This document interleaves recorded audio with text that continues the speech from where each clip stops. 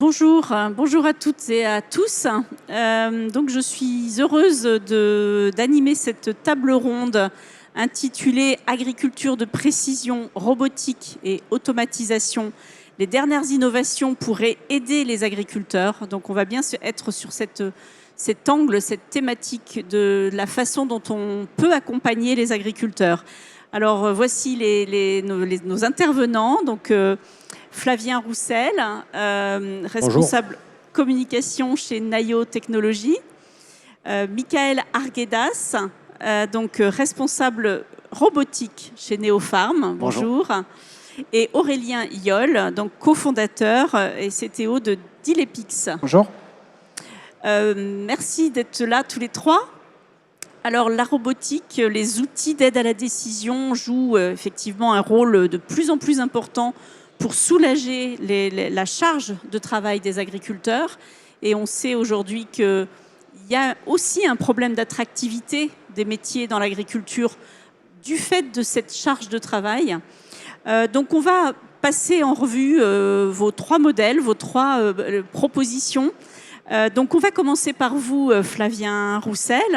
Nayo Technologies, qui est une entreprise qui est connue, qui était déjà installée depuis pas mal d'années, donc avait lancé en 2013 son premier robot qui s'appelle OSE. Alors aujourd'hui, ce petit robot, combien il y en a qui tournent en France déjà, en France et dans le monde, parce que je crois que vous êtes allé au-delà des frontières de l'Hexagone. Et puis, combien d'heures de travail chaque robot assure en moyenne et pour faire quoi? D'accord. Eh bien oui, OSE, c'est un robot qui a commencé l'histoire de Nayo Technologies. C'est vraiment un robot pionnier.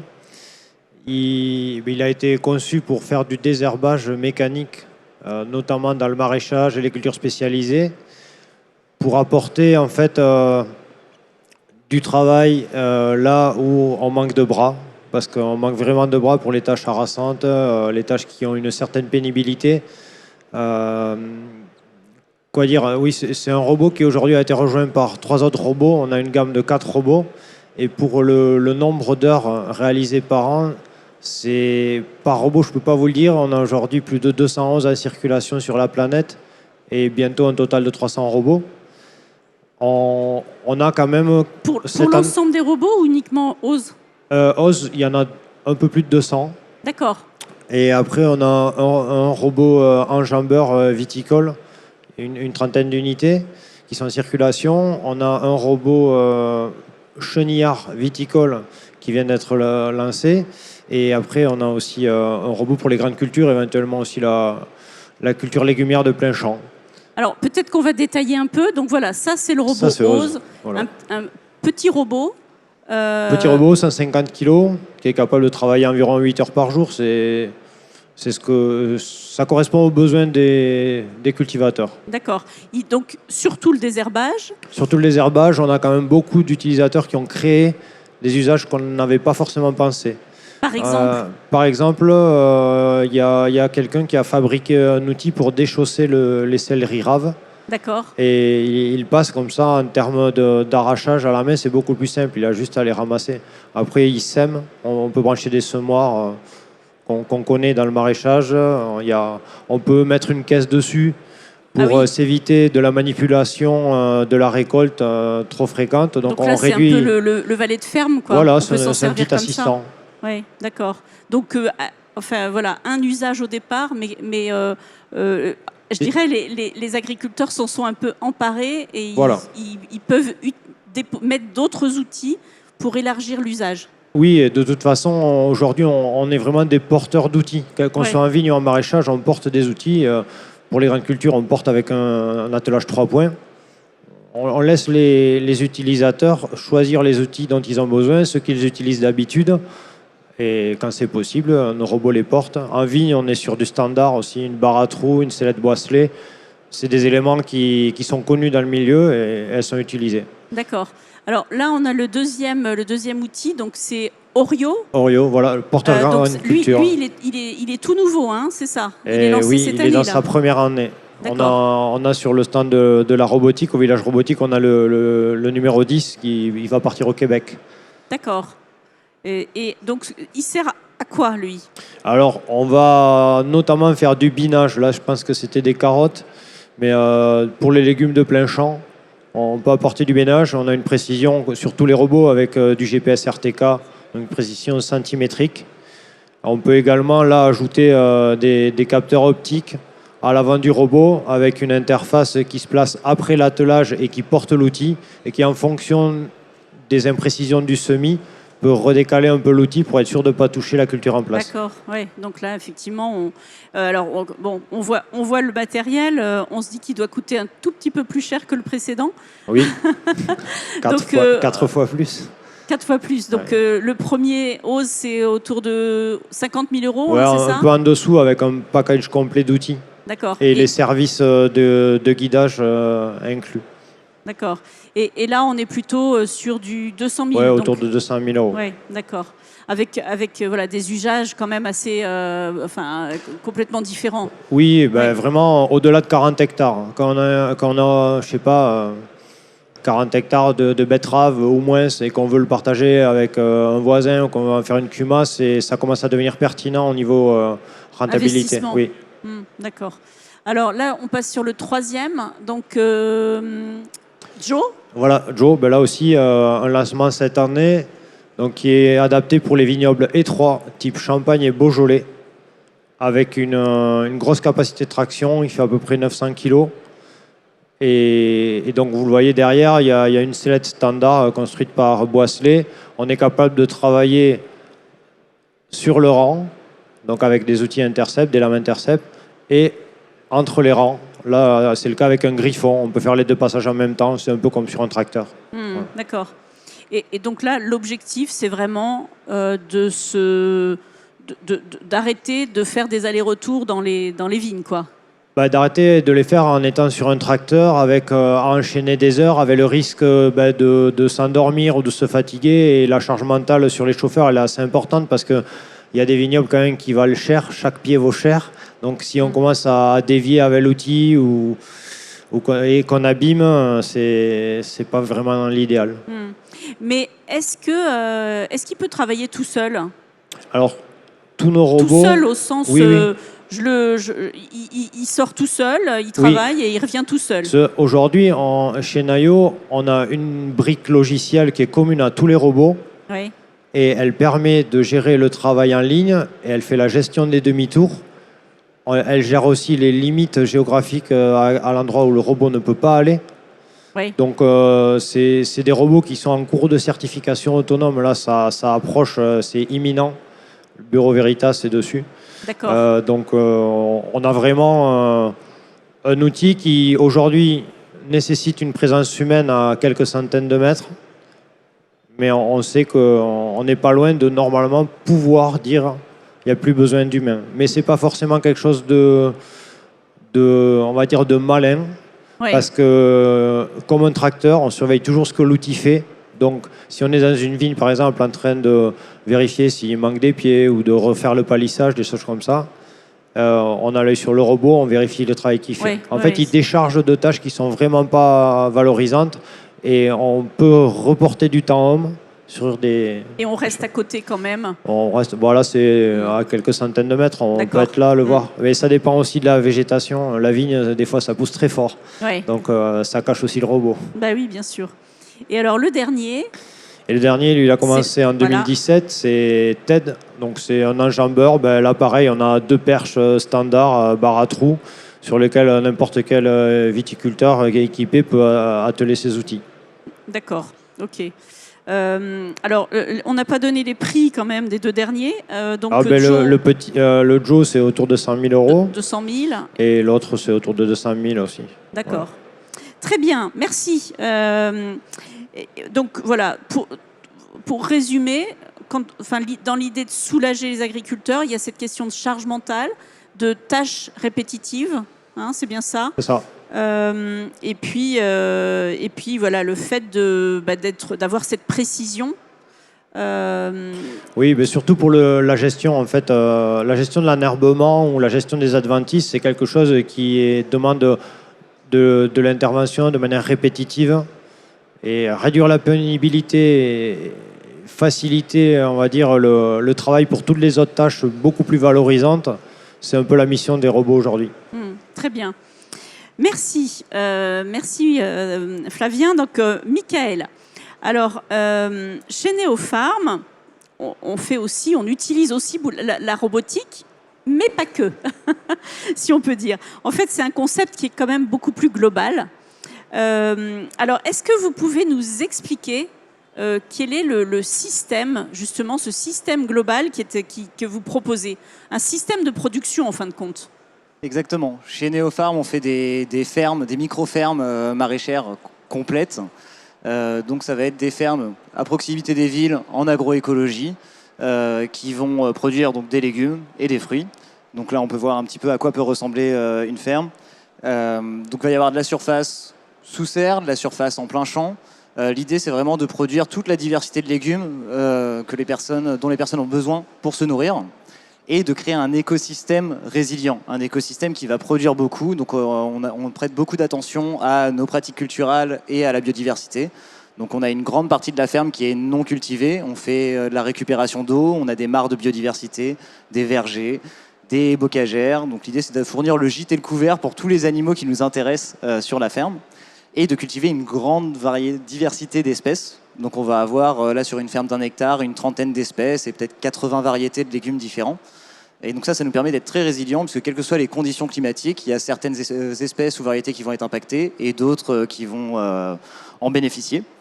Le but, c'est de relocaliser la production, avoir une production saine, locale et abordable, et d'inciter des personnes à rejoindre le métier du maraîchage, puisque l'une des complexités avec des systèmes très diversifiés, c'est que ça demande plus de main-d'œuvre, donc plus de charge de travail, et beaucoup plus de charge mentale. Donc là, si on parle de 80 variétés sur une ferme, c'est 80 variétés qui vont avoir des besoins en eau différents, des besoins en nutriments différents, qui vont être associés avec des cultures différentes, qui vont être susceptibles à des maladies, des ravageurs différentes. Donc là, ça fait énormément d'informations.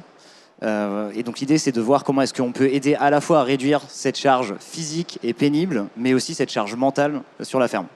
Mais donc Neopharm propose, enfin vous mettez au point, vous avez travaillé plusieurs années pour mettre au point ce concept de global, et ensuite vous allez le proposer à des agriculteurs, c'est ça en fait? Exactement. On va trouver des partenaires, des personnes qui ont du foncier agricole et qui veulent monter une activité maraîchère dessus, mais qui n'ont pas forcément cette expertise ou cette compétence dans les pratiques agroécologiques. Et donc ça peut être des agriculteurs en grande culture qui vont vouloir pouvoir diversifier leurs sources de revenus, qui vont vouloir installer quelqu'un en plus, parce que ça peut être aussi cet objectif. Exactement. Oui. Et après, il y a pas mal d'autres partenaires potentiels aussi. On a des communautés de communes qui veulent produire localement, qui veulent réancrer des emplois sur leur territoire. D'accord. Donc voilà. Vous arrivez avec cette approche globale en fait, et en utilisant relativement peu de surface. Oui. C'est quoi là, à peu près? On parle d'une empreinte au sol de 2 à 10 hectares. Donc l'idée, c'est que 2 hectares, c'est à peu près la surface minimum où on va avoir plusieurs maraîchers qui vont travailler ensemble dessus et où toutes les infrastructures, les mares de rétention d'eau, etc., vont porter vraiment leurs fruits. Mais après, on a ces modules de serre, ces modules de plein champ qu'on peut dupliquer, donc on peut moduler en fonction du territoire, en fonction du terrain, pour faire une ferme qui est adaptée au territoire. Ok. Alors, dans le concept, ça a l'air vachement bien, mais économiquement, c'est quoi le modèle économique? Est-ce que ça tient la route? Alors oui, ça tient la route. L'un des gros avantages de ces méthodes culturelles, donc la partie technologie, on en parlera un petit peu après, c'est qu'on va pouvoir produire beaucoup plus au mètre carré, parce qu'on a un sol qui est vivant, qui est riche, qui ne s'appauvrit pas en nutriments avec les rotations de culture et les associations qu'on va faire. Et en plus, en étant malin sur nos pratiques culturelles, on peut aussi réduire grandement le nombre de tâches à faire. Et donc typiquement, si au lieu de planter des carottes et de rien faire entre nos rangs de carottes, on va devoir désherber entre nos rangs de carottes. Et là, si on va venir planter des oignons entre nos carottes, à la fois on va avoir l'avantage que l'odeur de l'oignon va repousser la mouche de la carotte, donc on va avoir plus de rendement de carottes, mais en plus on va récolter des oignons sur la même surface. En fait, vous êtes reparti de pratiques que les maraîchers travaillaient, notamment autour de Paris, sur des petites surfaces, et vous avez remis au goût du jour avec les productions d'aujourd'hui, c'est ça en fait le Exactement. concept. Hein. Oui. Et en fait, c'était quelque chose qui était difficilement mécanisable. Donc, on a beaucoup de diversité, beaucoup de densité. C'est difficile à mécaniser, donc c'est quelque chose duquel on s'est éloigné dans l'agriculture conventionnelle. Et donc là, nous, ce qu'on fait, c'est qu'on vient remettre ça au goût du jour et voir comment est-ce qu'on peut mécaniser les parties qui sont vraiment pénibles. Et donc là, on a plusieurs approches pour ça. C'est déjà comment est-ce qu'on gère la charge mentale. Donc là, ça va être une approche logiciel. On va fournir un logiciel de gestion de ferme qui va avoir toute notre base de données agronomique, qui va fournir donc les associations de culture, des recommandations pour avoir des bonnes rotations de culture, des logiques intercalaires aussi, éviter d'avoir des cultures similaires côte à côte pour que les maladies se propagent, etc. Et ensuite, on va avoir une partie qui va être plus matérielle. Donc il y a beaucoup de tâches en fait dans le métier d'un maraîcher qu'on ne compte pas dans son temps de travail. On va passer du temps à ouvrir et fermer nos serres, on va venir passer du temps à ouvrir et fermer des vannes, etc. qu'on considère comme des choses qui ne sont pas des actions manuelles de maraîchage. Et donc là, ce qu'on va faire, c'est que nous, on va trouver le compromis en fonction des besoins entre low-tech et high-tech pour voir comment est-ce qu'on peut faire gagner tout le temps possible aux maraîchers pour qu'ils se focalisent sur des tâches à plus forte valeur ajoutée. Donc ça rejoint vraiment ce qui a été dit précédemment. Et donc, avec des capteurs de température et des moteurs, on peut ouvrir et fermer des serres automatiquement. Après, il y a pas mal de tâches qui sont plus difficiles à mécaniser avec de la low-tech. Et c'est là qu'on va faire de la robotique. Oui. Donc, alors, allons-y, parlons-en de cette robotique. Nous, l'approche qu'on a prise, c'est qu'on a fait un portique suspendu, donc qui va travailler sous la serre, puisque c'est là où il y a le plus de tâches sur l'année, puisqu'on fait plus de cultures différentes, de saisons différentes sous une serre. Et l'intérêt d'avoir ce portique suspendu, c'est qu'on va toute la charge, tout le poids va être appliqué sur la structure de la serre. Donc, c'est-à-dire qu'on va vraiment éviter d'impacter nos surfaces de culture au maximum. Ce robot va donc se déplacer sur rail. Donc peut-être qu'on peut voir la vidéo là maintenant, où on la voit. Oui, peut-être. Je vais juste parler du. Oui, on peut y aller. On peut aller sur la vidéo. Ça marche. On peut aller sur la vidéo. Alors, on demande à la régie si on peut passer la vidéo. Et donc, l'un des intérêts, c'est qu'on va avoir un... Donc là, on voit un petit peu la structure de la ferme, donc des surfaces en extérieur, des zones de biodiversité, des zones d'engrais verts aussi pour pouvoir générer la biomasse et la matière organique qui va permettre de nourrir le sol et faire l'entretien. Une partie donc sous serre. On voit donc des cultures assez denses. Et donc, un robot qui va pouvoir se déplacer, étant donné qu'il est sur rail, il va pouvoir se positionner très précisément. Et qui va faire office de porte-outil, donc ça rejoint aussi des choses qu'on a mentionnées un petit peu plus tôt, et qui va faire plusieurs tâches. Donc là, on va avoir plusieurs tâches de préparation du sol, donc de la microculture ou de la motoculture. Donc ça va être intégrer des déchets organiques dans le sol, du ratissage pour enlever les gros déchets organiques qui ne vont pas avoir le temps de se décomposer pour qu'on puisse faire notre compost à côté.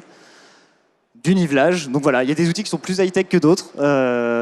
Et donc ça, c'est une tâche qui peut être assez rébarbative. Il y a des tâches qui sont très pénibles physiquement. Donc là, on parle de plombage.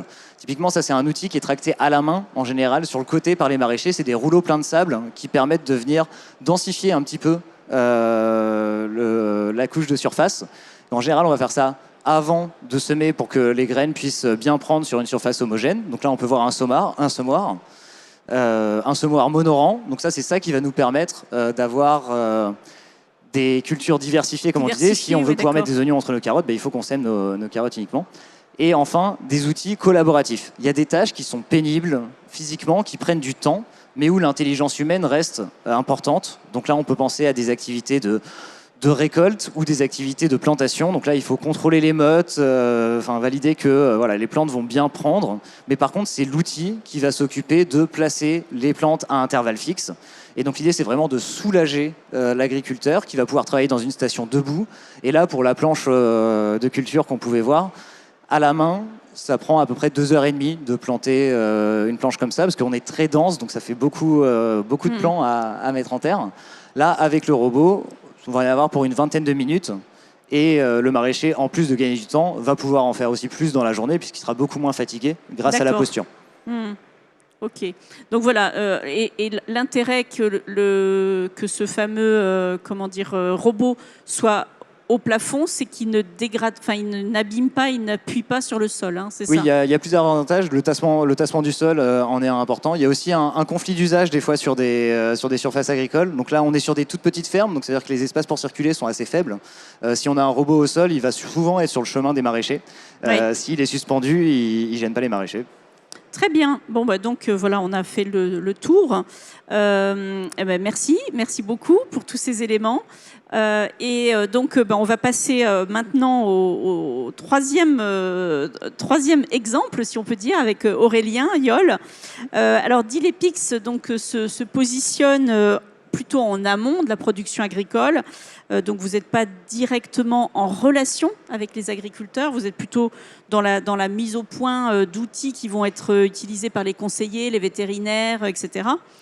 Alors, comment justement, qu'est-ce que vous proposez exactement et puis comment vous accompagnez ces conseillers ou vétérinaires ou entreprises pour aider les agriculteurs au final, malgré tout? Effectivement, oui, la différence par rapport aux deux présentations précédentes, c'est que Dilepix ne fournit pas de matériel. En fait, nous, on est uniquement un concepteur logiciel. On va plutôt donner des logiciels qui vont aller s'intégrer dans les solutions qu'on a vues précédemment. Donc nous, on est spécialisé sur le secteur agricole et notre expertise, elle tourne vraiment autour de l'analyse d'images. Donc on va aller récolter des images de différents types de caméras. Ça dépend vraiment du cas d'usage qui est ciblé. Ça va de la caméra de surveillance dans des bâtiments d'élevage jusqu'à des caméras embarquées sur des machines agricoles. Nous, on récupère les images et on les analyse pour détecter des problématiques, des situations particulières, fournir des diagnostics. Oui. Et ça, aujourd'hui, a une cible qui est surtout B2B. Donc des machinistes, des vétérinaires, comme on a pu le dire, des conseillers en élevage, ce type de personnes qui, à la fin, se retrouvera comme un bénéfice pour l'exploitant lui-même. Et alors, comment vous travaillez justement avec avec une entreprise ou qui est intéressée par vos services? Exactement. Effectivement, c'est la prochaine slide.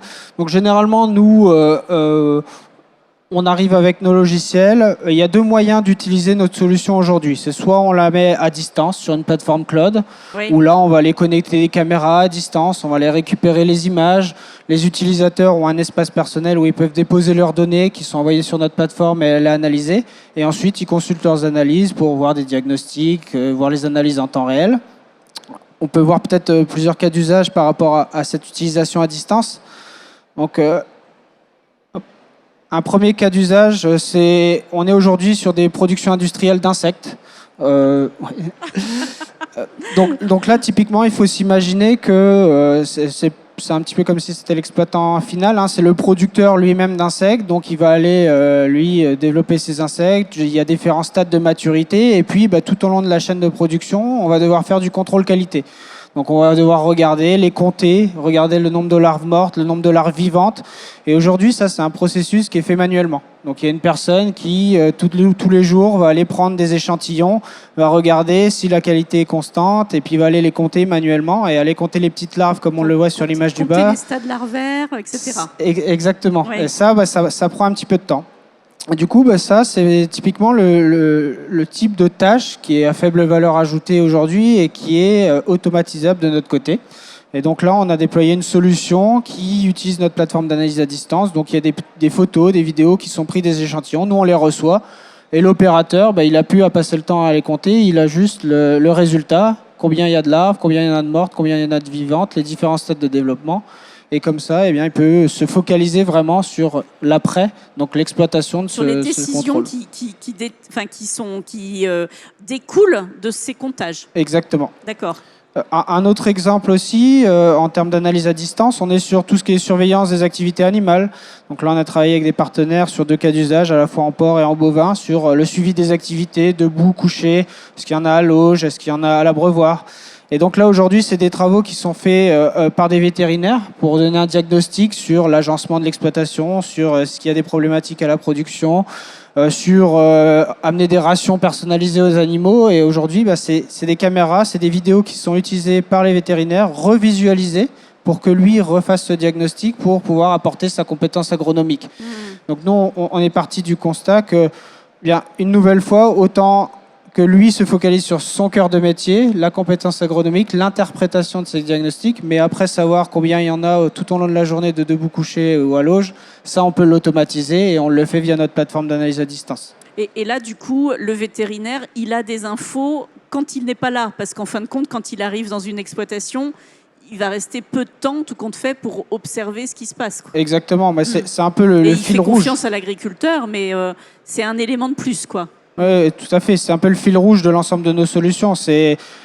On passe pas du temps à regarder les vidéos parce que ça, on peut l'automatiser et on peut en contrepartie se concentrer sur des tâches qui ont peut-être plus de valeur ajoutée pour l'interprétation de ces résultats. Donc de la même manière, on fait aussi du suivi de comportement. Donc tout ce qui est comportement anormaux chez les animaux, des morsures, détecter s'il y a des problématiques à la production. Aller faire du suivi sur les cycles de menstruation. Donc tout ça, c'est des processus qui s'automatisent par analyse d'image et qu'aujourd'hui, on fait très bien de notre côté. D'accord. Donc ça, c'est la première utilisation, si on peut dire. Il y en a une deuxième, donc. Effectivement, celle qui est un peu plus compatible avec le CIMA aujourd'hui, Ouais. c'est qu'on a 2 modes d'utilisation de nos logiciels. C'est à la fois par le cloud, mais on est aussi en embarqué dans les machines agricoles. Donc typiquement, les machines qu'on a vues précédemment. Et là, si je peux vous montrer un cas d'usage, on a un schéma assez classique de fonctionnement avec nos utilisateurs sur cette partie-là. Nous, on intervient d'abord en conseiller parce que souvent, nous, on ne fait pas la partie hardware, la partie caméra, on ne fournit pas de capteur, on sait s'adapter à n'importe quel type de capteur. Et donc, ce qui se passe, c'est qu'on va aller conseiller nos clients sur là, votre machine est comme ceci, vous voulez attaquer tel cas d'usage, il faudrait peut-être plutôt telle caméra. Et ensuite, on développe les logiciels qui vont pouvoir automatiser certaines tâches. Et en parlant d'automatisation, mais aujourd'hui, sur un stand juste derrière le stand de Manurob, est montré un projet sur lequel on est intervenu en tant que partenaire. C'est le projet Lodix, où il y a une machine de manutention autonome qui est présentée. Et là, Dilepix est intervenu pour un cas très spécifique qui était d'identifier et de localiser la matière organique sur l'exploitation. Donc c'était de la matière en silo, de la matière en vrac.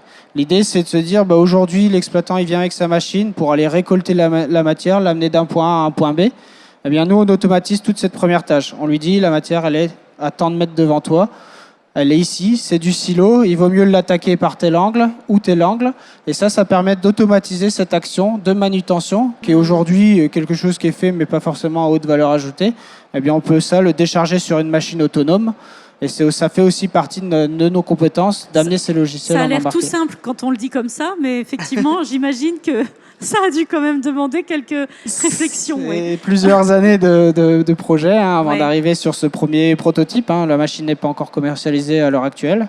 Donc oui, je pense que les collègues à côté pourront aussi en témoigner. C'est pas le genre de machine qui voit le jour en quelques jours. Bien sûr. Mais oui, effectivement. D'accord. Ok, super. Donc, on peut aller la voir, ce robot, on peut aller le voir. Très bien. Alors, une dernière question, parce que on approche de la fin. Là, on voit bien, dans tous les exemples que vous donnez, on est bien dans l'accompagnement des agriculteurs ou des salariés. Il y a toujours ce débat autour de la robotique, de se dire que ça peut aussi être du remplacement, c'est-à-dire, supprimer des postes, en fin de compte. Alors, est-ce qu'il y a ce risque en France ou ailleurs? Est-ce qu'il y a cette tendance ou pas? Alors, peut-être Flavien. Oui, c'est une question qui est souvent posée. Je pense que si on prend aujourd'hui l'ensemble des productions agricoles, viticoles, maraîchères et autres, qu'on fait le compte de tous les postes à pourvoir, oui. Et quelque part qu'on ose dire attention, on va voler des emplois, on manque un peu de qualité d'analyse. Bien sûr. Mais... Pareil, il vaut mieux sur une ferme, un maraîchage ou viticole, avoir quelqu'un qui monte en compétence parce qu'il devient superviseur de robots, donc quelque part il progresse dans sa carrière, on lui réduit la pénibilité et derrière il peut faire des choses beaucoup plus valorisantes, que de le laisser faire des tâches basiques, harassantes, pénibles, et de se dire, c'est un bon travailleur. Donc là, on serait presque sur l'idée que, au contraire, parce qu'il y a des robots, ça peut attirer des gens qui ne seraient pas venus? dans ce métier? C'est un très gros enjeu pour accroître encore l'attractivité qu'on doit donner au monde agricole, y compris pour des jeunes et des moins jeunes qui, des fois, apprécient beaucoup la technologie. Michael, même constat. Particulièrement, en plus, nous, on promeut un type d'agriculture qui est moins répandu et qui demande encore plus de main-d'œuvre à l'hectare.